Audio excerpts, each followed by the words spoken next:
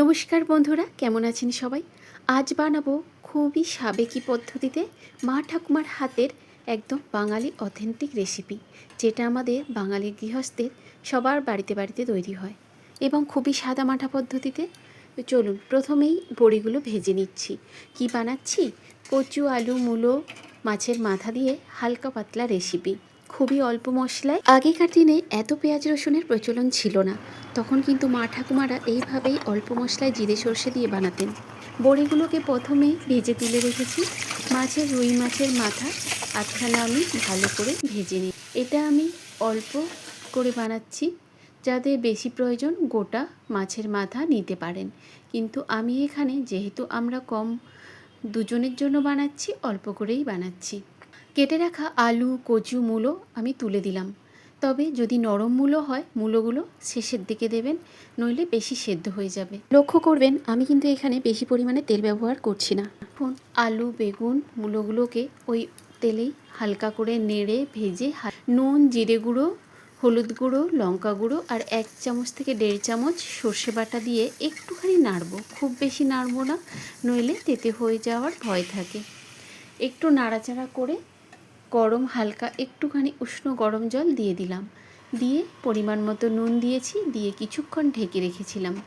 তারপর এবার দেখে নিচ্ছি যে আলুটা সেদ্ধ হয়েছে কিনা।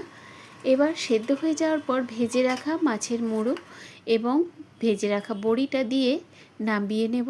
এখন আর ফোটাবো না, এখন জাস্ট দিয়েই ঢেলে নেব। এখন এই সব রান্না তো প্রায় হারিয়েই চলেছে। এখনকার ছেলেমেয়েরা এই সব জিনিসগুলো পছন্দ করে না।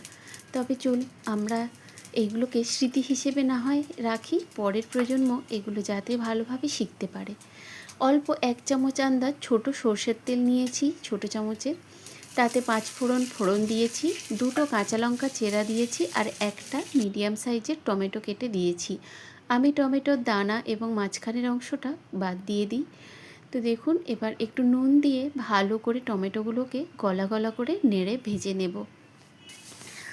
আসলে এইগুলো ভীষণই পুরনো, আমরা ছোটোবেলা থেকে এই সমস্ত রান্না খাবার খেয়ে বড় হয়েছি, তাই এখন এই রান্নাগুলো ভীষণভাবে মিস হয়। তো এই দেখুন, এবার টমেটোটা গলা গলা হয়ে গেলে তরকারিটা সাঁতলে দিলাম, দিয়ে মিনিট 5 একটু ফুটিয়ে নেব। খুব ঝোল রাখবো না, এটা গামাখা তরকারি হবে। তবে একদম শুকনোও করব না, যেহেতু বড়ি আছে, পরে জলটা টেনে নেবে। সেই জন্য একটু হালকা পাতলা রস রেখেছি, যাতে পুরোটা শুকনো একদম না হয়ে যায়। তো আমার সবজি রেডি।